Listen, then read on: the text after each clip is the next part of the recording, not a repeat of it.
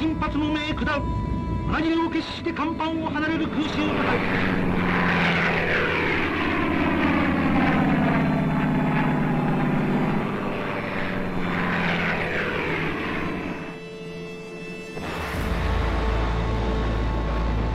In this island paradise, warplanes of the most treacherous of enemies, savagely and without warning, shatter the peace of almost a century. America has been attacked without warning.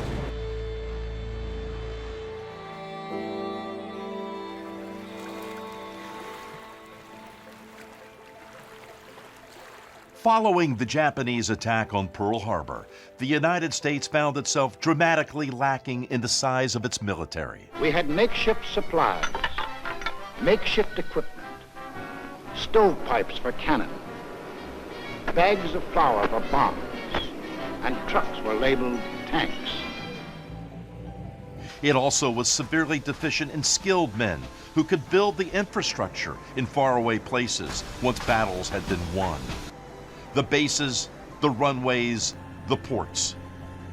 Between the world wars, it was an idea just on paper. But now, in mid-December of 1941, essential to winning World War II. This new branch of the military would come to be called Navy Construction Battalions. But that sounded too formal. So these thousands of hardened and tough men would simply be called Seabees. The C and the B taken from the first letters of the words Construction Battalion. They had one of the war's most distinctive patches. The Seabees' "We build, we fight" motto would be severely tested in the final 2 years of World War II. Construction experience needed. Millions of America's laborers eventually applied. Men, some 30, 40, 50, and even 60 years old, answered the call. They would build the runways, bases, Quonset huts, hospitals, docks, ports, and the infrastructure needed in Europe and the Pacific. Oh, by the way, they were also told they needed to learn how to fight and kill, too. The Seabees were part of a unit of engineers that went in and provided the services to support whatever military effort that was going on in a particular area. Let's take, for instance, an airfield. They're the ones that are going to build it.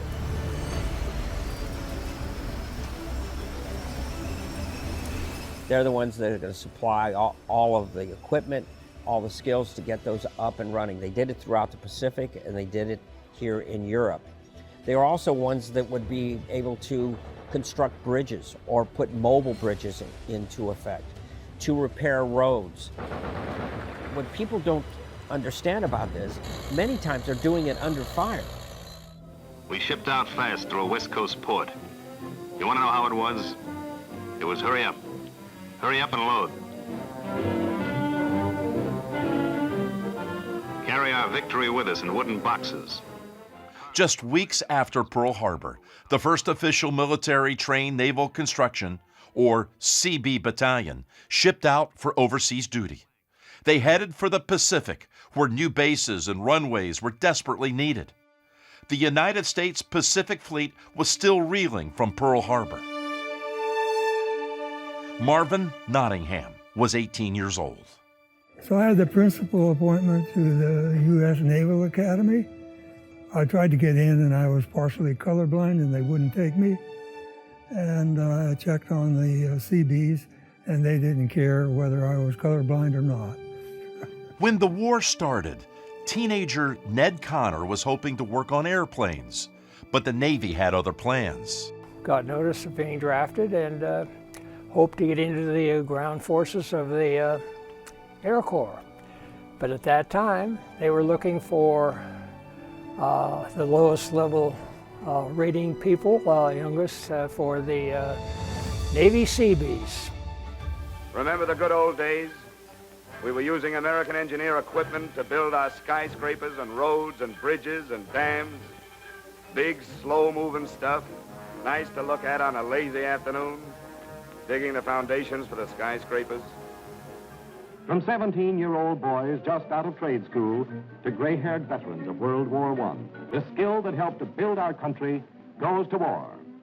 Recruiting efforts at home focused on America's labor unions.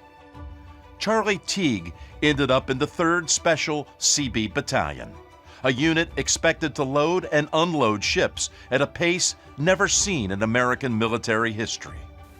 When the war broke out, most everybody wanted to go do their part, so I didn't want to be a foot soldier in the Army, so I decided I'd join the Navy. Anyhow, we went to California to the Port Hueneme U.S. Navy Seabees training base.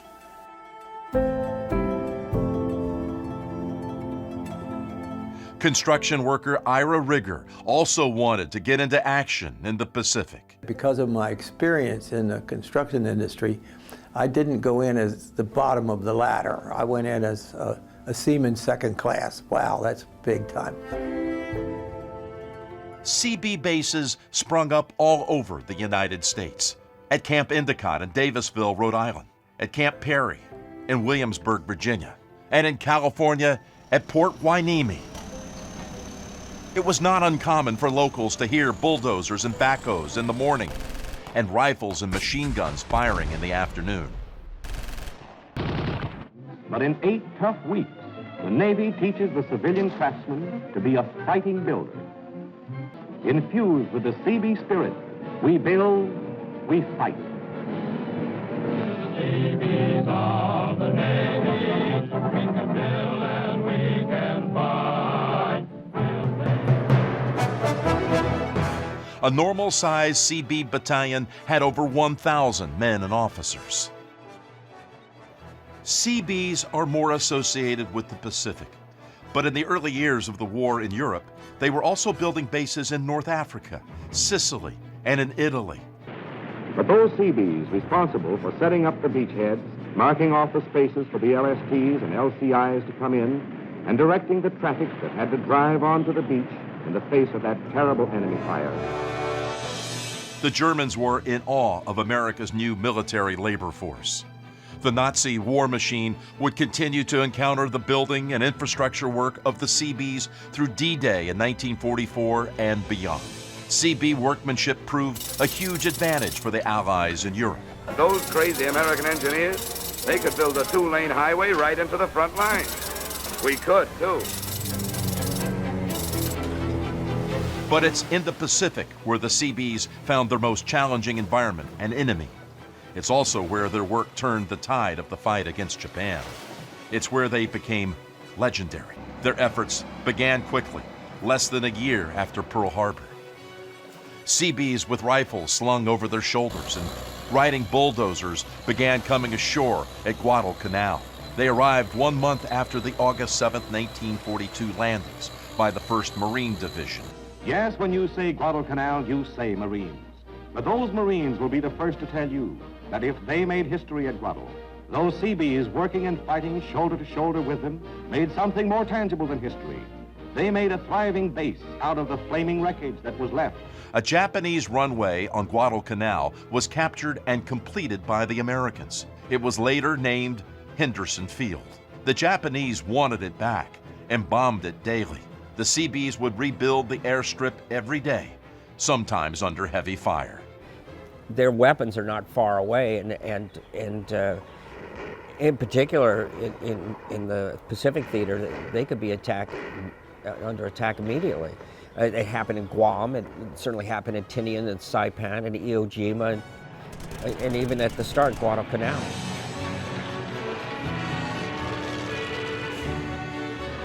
Henderson Field was strategically important as the United States finally went on the ground offensive against Japan in the Pacific. The Seabees, digging into that airfield with the same fighting spirit as the Marines had hit the beach, repaired 53 shell and bomb craters in 48 hours. After Guadalcanal, there would be many more Pacific islands for the Seabees. November 30th, 1942. Dearest Mary, this is a good day to write. It's Sunday and raining cats and dogs. We haven't really too much to complain about except the complete lack of liberty. We haven't had a chance to get away from any of this since we landed 10 months ago. I guess we aren't so bad off. Again, we have been promised that we will be sent home. It was a lonely Thanksgiving, but the meal was good. Each one of us received candy and cigarettes from some carpenters local in Baltimore. I have a necklace for you, but we'll keep it and hope I can deliver it in person soon. Your loving husband, D. Wayne Faulkner was an Ivy League student at Cornell University when the war broke out. Since he was studying civil engineering, he was allowed to finish his college studies. Soon after that, he found himself a Navy Seabee. At that time, they took all of the guys, fellows they had in the program who were civil engineer graduates and sent us to Camp Perry, Virginia for midshipman school. Most Seabees could handle any job assigned to them thanks to their varied backgrounds in construction. About that time, they were building a 1,000-man drill hall on Camp Perry, and they needed a restroom, all the plumbing done in a restroom. I was the plumber they chose to do it. And of course, I wasn't a plumber. The United States Navy wanted carpenters, construction workers, heavy equipment operators, concrete men, craftsmen, and builders. Men who could handle hard work, but also teach and instruct new Seabee recruits, people like Clint Trefethen. Just before I graduated, I went up to Cordova, Alaska on a job. It was a defense job, building an airport. Lunch hour and stuff, I'd get on an old cat and make a few passes, and that's how I learned how to run equipment. About the last 3 days after we had finished basic training, they give us aptitude tests, and it was about between 700 and 800 second-class seamen, and they woke us up in a loudspeaker system the next day and said, "Wake up, all you Seabees." I knew very little about the Seabees. In fact, I'm not even sure I knew about the Seabees when they told us we were going to be in the Seabees. I was really thrilled to get in it.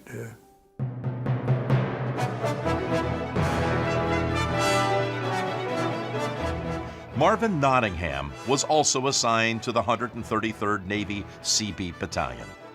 Nottingham's destiny lay a few years down the road on that island made up of volcanic sand, a place which would eventually define the rest of his life. Like Clint Trefethen, Marv Nottingham was a bulldozer driver in the 133rd Battalion. Over 50,000 of these bulldozers were produced during the war. At 50,000 pounds of solid steel, and in the hands of a Seabee, these bulldozers could also be used as a weapon if needed.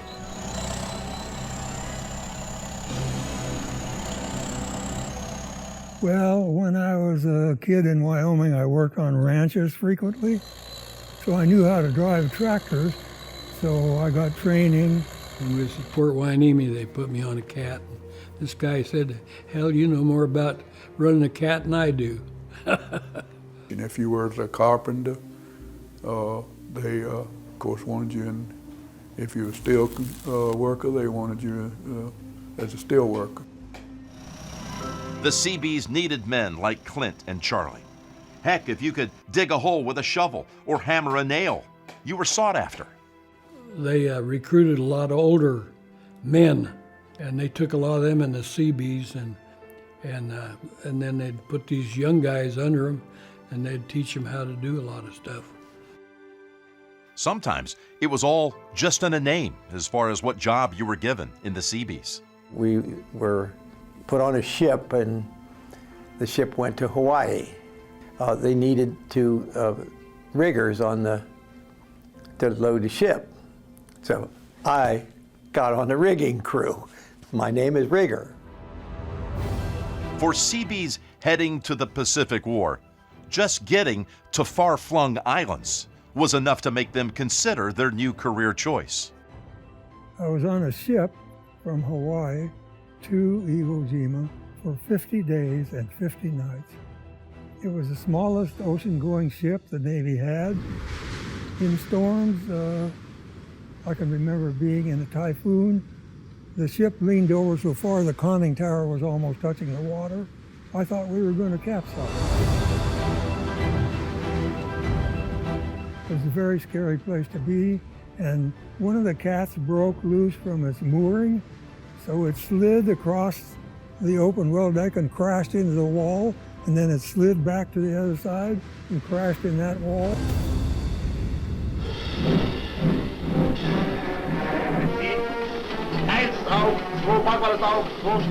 The Germans opened unrestricted submarine warfare. Japanese submarines and German U-boats in the Atlantic kept many Seabees up at night. Men wondered if the bottom of the ocean would be their final resting spot. It took us 45 days to get from California to the Philippines, which is unusual because we had to zigzag. They did that to evade any submarines. Billy Bryant graduated high school in the middle of the war in 1943, and that's when he joined the Seabees. At that time, you didn't know where you were going. You could not contact anybody at home and tell them where you were. We never knew where we were going. They didn't tell us. We just went wherever the ship went or wherever we were supposed to go, however we were supposed to go. Long before anyone heard of Iwo Jima, the Seabees found themselves caught up in some of the Pacific's most legendary battles, along with the Marines and Army. In addition to Guadalcanal, the fighting on Bougainville and in the Solomon Islands also became part of American newspaper headlines in 1942 and 1943. Places most Americans never knew existed. Here, 22,000 Japanese troops are cut off from further supplies. Bougainville was the next step up the line. One of the problems there was the terrain was so tortuous that there was a problem on where to build the airfields and how to build the airfields. But the problem there was we usually would capture an island with a Japanese airfield already built, so we would just take it away from them and improve it. But here we had to literally build airfields in swamps and atrocious jungle and so forth. So that even makes the whole operation even more incredible. You know, the logistical things that we're able to accomplish and build those airfields there. And after seeing their work firsthand, turning jungle islands into thriving military bases, Marine Corps veterans began to hold the Navy Seabees in high regard. Herschel Woody Williams was one of those. Williams enlisted in the Marines in 1942. His job was in demolitions and then operating a flamethrower. Being the flamethrower operator, I had an assistant. You had to have an assistant with the flamethrower operator because you were carrying the flamethrower on your back and you had no room for anything else. Your pack, nothing. And they gave you a .45 as your weapon. Once the Marines had secured other islands, such as Guam, Saipan, and Tinian, the Navy Seabees went right to work, building huge air bases, accommodating planes such as the massive B-29. The Superfortress bomber could take the fight right to Japan's doorstep.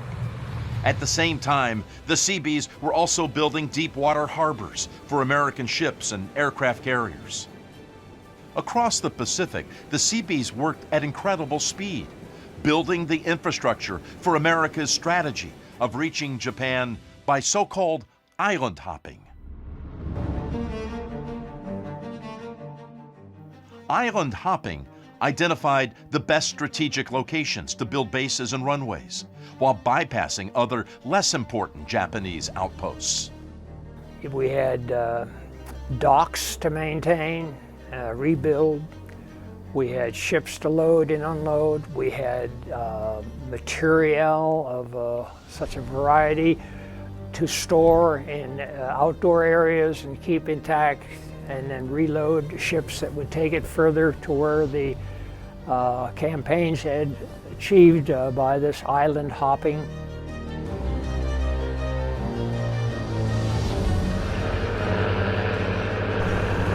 Building airstrips on coral, sandy islands was a challenge the Seabees met head-on. For runways, the American construction crews laid down what's called Marston matting. The metal perforated sheets were produced in Marston, North Carolina.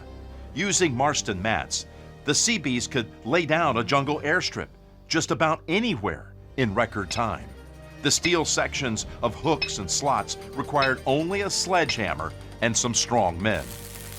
By war's end, the Seabees had built an amazing 111 major airstrips across the Pacific, where before only jungle and coral had existed. May 12th, my dearest Iranka. The first V-mail I wrote was from Guadalcanal, where we stopped for a breather. Now I have another chance, but there's no telling where the next letter will come from. You can rest assured that I'll write at the first opportunity. Please do not worry, because I promise everything will come out all right. Prayers are good, you know? I pray for a soon return to you, for I love you endlessly, and we've been away much too long. Regards to everyone. Ever yours, Nat.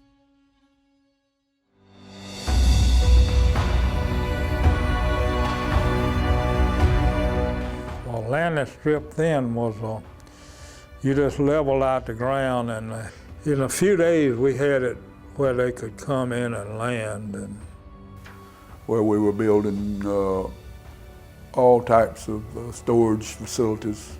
They called them Quonset huts, but we built those.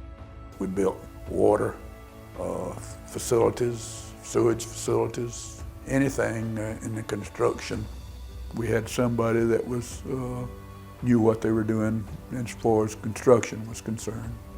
And they were older men than I was, and they sort of took me under their wing. And Banzai charges and the elements, nature in the raw. 2 typhoons, 2 of them hit the island, and they were kind of scary things. The wind blew so hard it blew most of the tents and things that the men were living in over. It just made a mess of things, you know. Typhoons are just hurricanes. In the Pacific, they call them typhoons usually. The Seabees faced many of the same challenges as their Marine and Army colleagues in the Pacific. Lack of food, rain, disease, rats, reptiles, and insects were a constant battle, not to mention Japanese snipers and enemy banzai attacks. Even the Pacific Sun itself was a constant adversary as the ever-expanding American supply chain nudged closer to Japan. It was physically very hard, and it couldn't have been done by other than young, healthy people.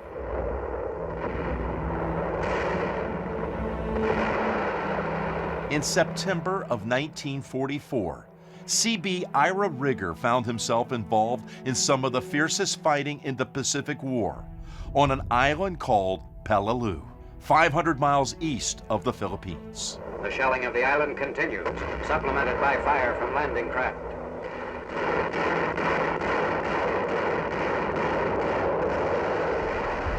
Peleliu was a bloodbath for the Marines and Army, which meant the Seabees also experienced the horror. They had chosen a small group of us, said load up tools, don't bother with any food or shelter, it'll all be there when you get where you're going. The landing crafts were charging into the beach, and because there was no food and there was no shelter, and we hadn't brought any with us. So the first thing we had to do was to find some way to deal with that. And since we were right on the heels of the Marines, their bodies hadn't been removed yet. So we went and took the sea rations and the ponchos off of the dead Marines, and lived for quite a while on the sea rations, and built shelters out of the ponchos. Now, we lost 8 men on Peleliu, but that was to malnutrition. And we were in sight of, most of the time, within about a half of a mile of a huge supply dump of food. But Peleliu was an island under MacArthur's command, and they was Army. And Army didn't feed the Navy. So we were on our own. We got our revenge with the Army. And they were bringing a barge in full of canned bacon and flour and sugar. They miscalculated the tide, and the barge got stuck out on the reef out from our camp. We very helpfully walked out and unloaded the barge for them. After that, you could, every night for a long time, you could smell bacon cooking in our camp, and we didn't have trouble with malnutrition for a while. You know, they called it a requisition. If we find something, I say we, I never did get involved in it, but if we needed something and we knew where it was stored, we would kind of confiscate it, so to speak, rather than using the word steal. Access to food seemed to be a constant worry on most Pacific islands during the war. Incredibly, however, unlike the Marines and the Army, drinking water was not a major issue for the Seabees. Their can-do work ethic and ingenuity invented a way to turn ocean salt water into crystal clear filtered water. We made our drinking water. There was a unique piece of equipment. Basically, it was like an automobile engine. Water was in this vessel that had this vacuum on it. It boiled at a lower temperature. Then the steam comes off, and it became water again, but this time it didn't have the salt in it.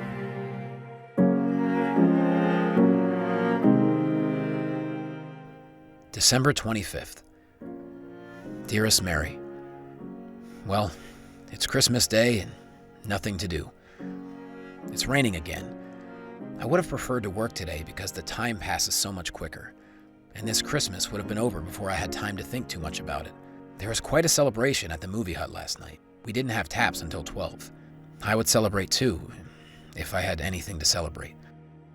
If a person can only keep going and keep his mind occupied, he can get by all right. Your loving husband, D.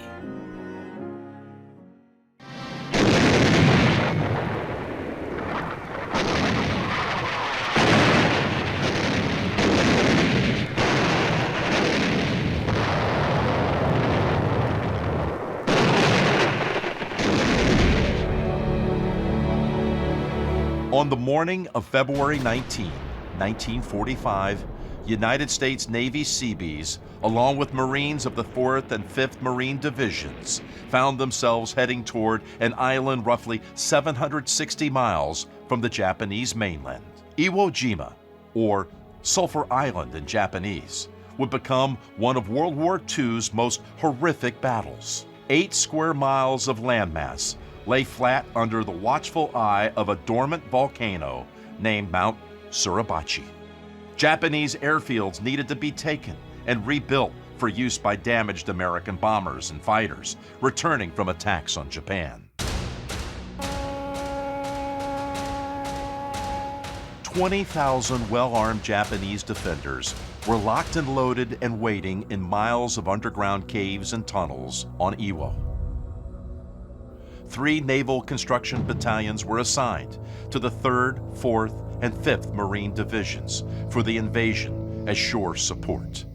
And then, there it was, Suribachi, Iwo Jima. Then the Marines move in, and we start moving. Marvin Nottingham and Clint Trefethen were 2 of 1,100 Seabees of the 133rd Battalion who went ashore aboard a landing ship medium, or LSM, in the initial assault. We went in the first wave. We headed to the beach at 9:30. On the way in, we went by a battleship that shot off all of its cannon at the same time. I thought it was going to blow us out of the water. As we approached the beach, I saw another LSM and it had 5 shell holes going down that way to the water level, and it was backing away from the beach. So obviously it had been shot at by the Japanese.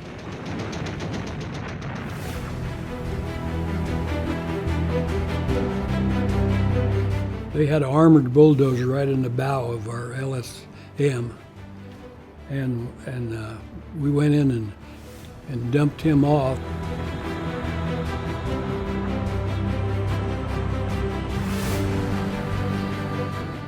The doors opened, the ramp went down, and we started unloading. And we unloaded in about, I would say 15 minutes. I was on a bulldozer with another operator whose name was Abernathy. And Abernathy and I went off on the beach and turned parallel to the water, and a mortar shell went off, and a piece of shrapnel hit Abby in the hand, wounded him. So we jumped off, and I was going to try to help his wound. I tried to tear his shirt, but it was new and I couldn't tear it. So I said, let's get back on the ship. And I left him there and went ashore.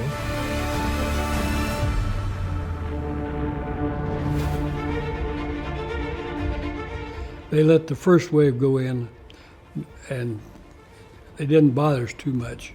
But when that second wave come in, they let us have it with both barrels.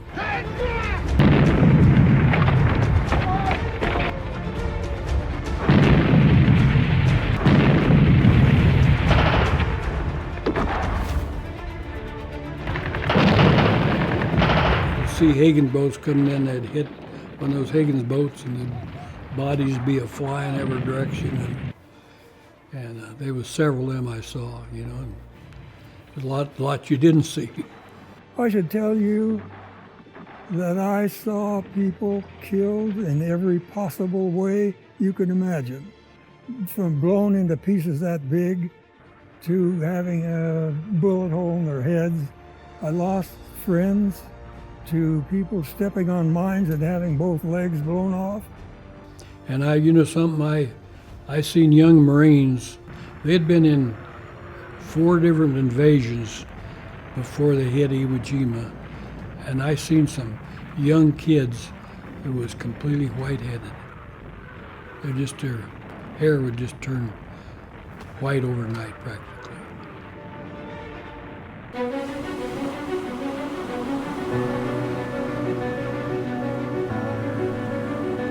And a colonel in the Marine Corps came by, and he said, "Who's in charge of this damn thing?" Of course, I had to raise my hand. He said, "Here's what I want you to do. Clear off that beach because we can't get the landing craft ashore. There's too much wreckage in there. So I want you to move it out of the way." So that got me started on what I was going to be doing for the next few days.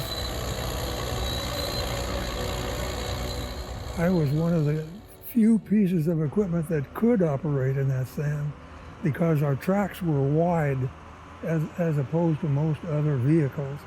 And most other vehicles need to be towed out of the sand and up to solid ground because they couldn't get any traction in that loose sand. The bulldozer was an exception to that rule. That's why we were so important. On February 21st, Corporal Woody Williams arrived with the 21st Marines of the 3rd Marine Division. Williams' 1st Battalion assaulted straight across the middle of the island with tanks. Just getting off the black, sandy, volcanic landing beaches became a foot-by-foot nightmare for both Marines and Seabees, as well as anything with a motor, wheels, or tracks. When we finally got ashore, got up the bank from the beach, and it was just like, I've said this many times, it was just like walking on BBs. You just couldn't make any headway. You'd step and your feet would just keep rolling out from under you. So you actually crawled more than you actually walked. But once we got up to the airfield, the first airfield, then it was flat. Now, a lot of shell holes in the first airfield because they just bombed that thing to smithereens. But there was no coverage. You had no nothing to get behind or under. So the only thing you could do is run to a shell hole, which was basically below ground. It wasn't just the 3rd, 4th, and 5th Marine Division taking fire from the Japanese. The 31st, 62nd, and 133rd Seabee battalions on the beaches were targets as well. Anything that moved pretty much got hit with bullets, artillery, or mortars. No, I never really heard any bullets because that old motors are awful loud, you know. But you could see the tracers go by. The Japanese had every inch of Iwo Jima zeroed in. The American Navy offshore tried to lend a hand. They were blasting the island from the big ships. There was obviously fierce fighting going on. My outfit went ashore at a place called Blue Beach, but there was also a bluff right near there that had tunnels in it, and they would come to the mouth of those tunnels and shoot at us. We couldn't see them, but all of a sudden the sand would start to erupt around us, and we'd know somebody was shooting at us. I got so used to mortar shells, I could tell how far away they were. And the reason is when they hit the sand, they made a little noise like tick, and then the explosion. And if the explosion was far enough away from the tick, you were okay. But if the explosion and the tick came together, you're probably dead. I was close to that because I was dug into a foxhole and I heard a tick bang because the mortar went off right at the top of the foxhole and buried me alive. But I wasn't hurt, so I shook for a few minutes and then dug myself out.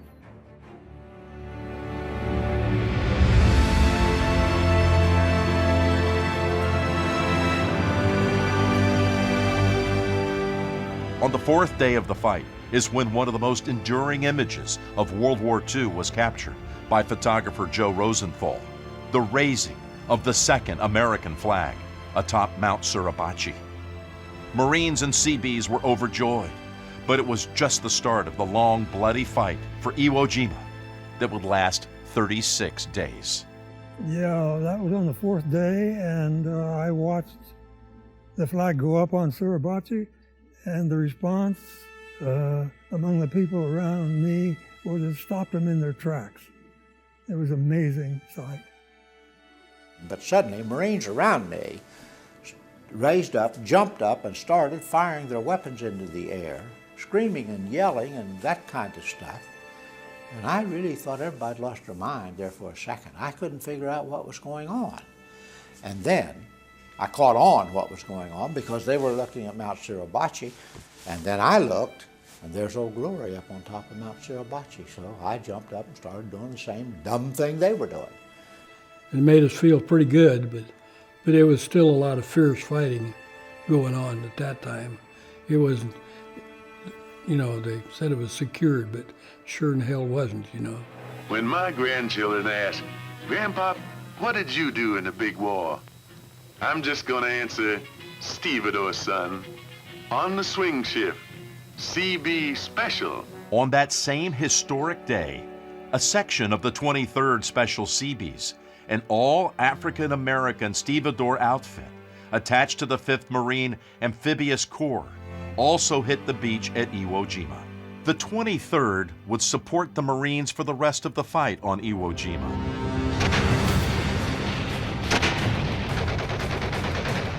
The Americans knew over 20,000 Japanese were defending Iwo Jima. What they didn't realize, and what the Seabees and Marines found out quickly, was that the Japanese weren't really on Iwo Jima. They were in Iwo Jima, hunkered down, and firing from miles of caves supported by a vast network of tunnels. The enemy was mostly unseen, yet still raining down a huge amount of death and destruction. The whole island is a mine. They draw a bead on us again.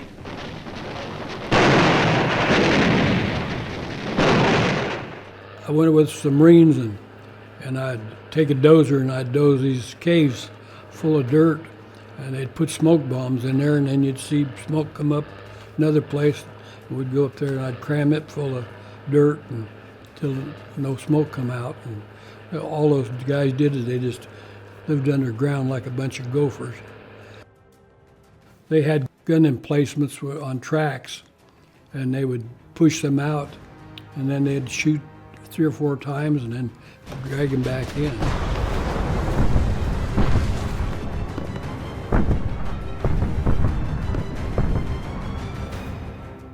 And all of that 70 days of bombing probably didn't kill more than 200 of them, because they were all buried in caves. I was in a cave that you could drive a truck through.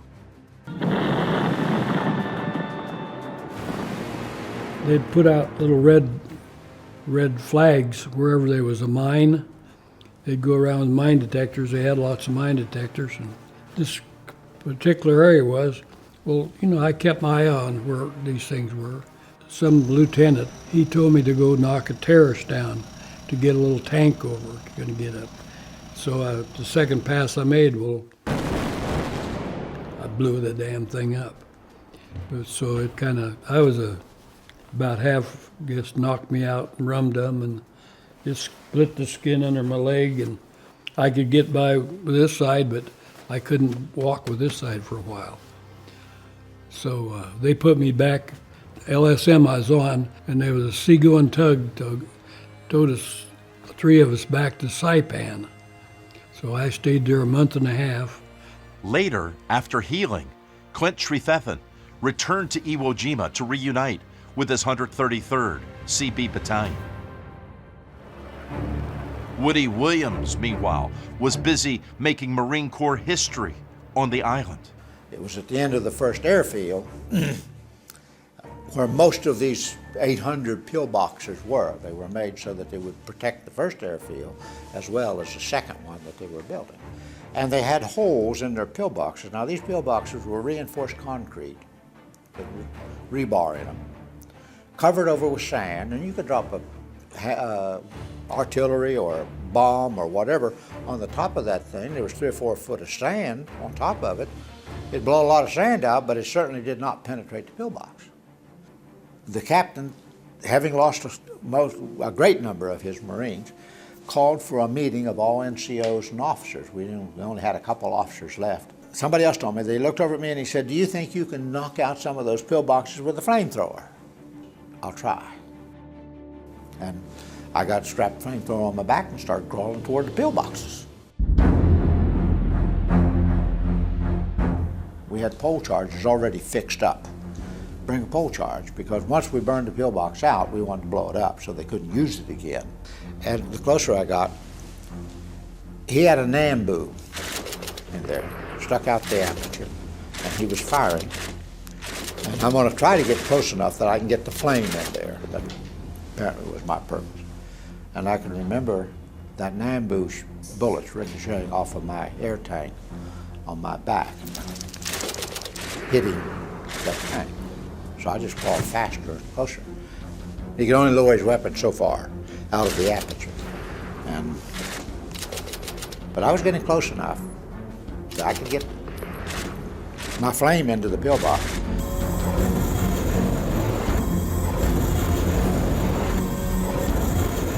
And they came charging. There were 5 or 6 or whatever of them came charging around the side of the side of the pillbox. And they had rifles and bayonets. All I did was look up, and here they are charging toward me. And I just opened up, and the flame hit them.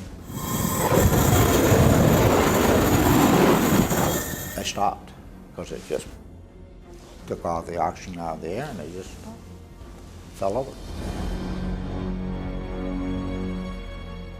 7 pillboxes I got that afternoon in 4 hours. Don't ask me how I did it. I don't have any idea how I did it. And I never got touched. Woody Williams was later presented the Medal of Honor by President Harry S. Truman for his heroism on Iwo Jima. We call for artillery.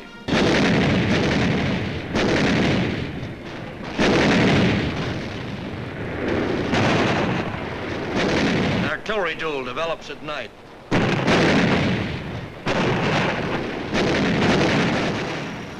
I was rolling along at probably 5 or 6 miles an hour. The grade foreman was waving his arms at me, running toward me, and then he turned around and ran the other way. So I figured something was wrong, so I pushed in the clutch and put my feet on the brakes. And he came over and he said, "Nottingham, get down off that thing. I want to show you something." The truck had put a scratch in a 500-pound bomb. And they had a little blue red flag on it, which I didn't see, but bombs were all over the place. You never knew when you were going to run into one.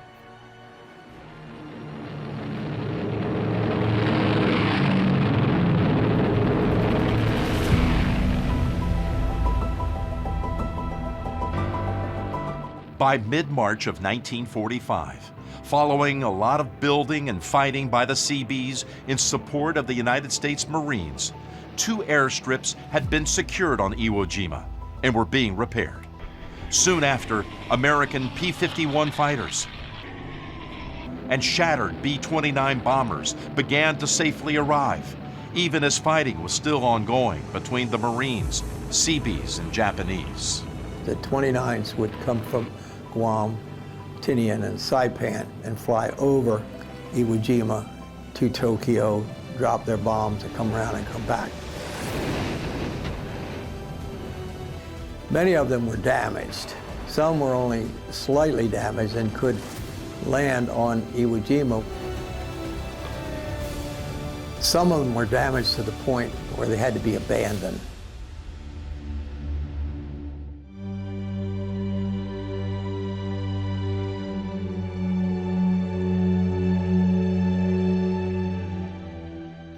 The carnage on Iwo Jima had cost the Navy Seabees. Hundreds were dead and wounded, the Seabees' highest casualty rate of World War II. Marines killed approached 7,000, with 20,000 wounded. Almost 21,000 Japanese were dead. Many American dead were buried in the 5th Marine Division Cemetery, even as the battle raged. A memorial on Iwo Jima, built by the 31st CB Construction Battalion, honors those men of the 5th Marine Division who were killed on this inhospitable island so far from home.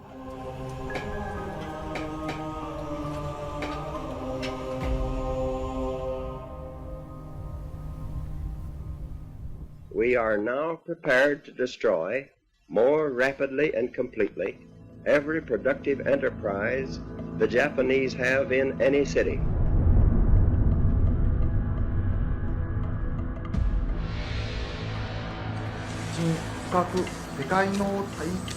Unconditional surrender. Victory over our last enemy, Japan. From coast to coast, the nation hailed the coming of peace and the return of happier days. Japs surrender. We thought, oh, we're going home. Well, we didn't go home for another 4 or 5 months because somebody had to take all this material and either get it ready for shipping back to the States, but most of it, we pushed it off into the water. Sent us back to Guam, and we worked there for about a month and a half, and then they shipped us back over to San Diego and got my discharge. I was sent to Japan as part of the occupation forces. What was interesting to me about that is you go from a position of absolute hatred, I suppose you would say, at least you're trying to kill every Japanese you can see, to the point where you accept them as human beings again.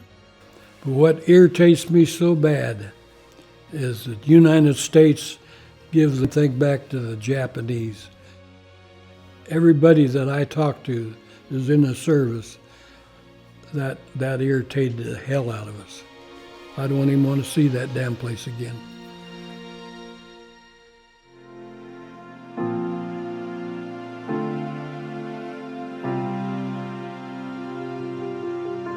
The people nowadays don't know what a CB means. We know what it meant, confused bastards. No, but it was a great experience. I'm proud that I was part of it. I don't think I could got in a better outfit to really have it easy, you know, not have a bad life. I feel so sorry for all the foot soldiers. It's very disheartening to see what they had to go through. I just thank God that I credit him for getting me in the Seabees.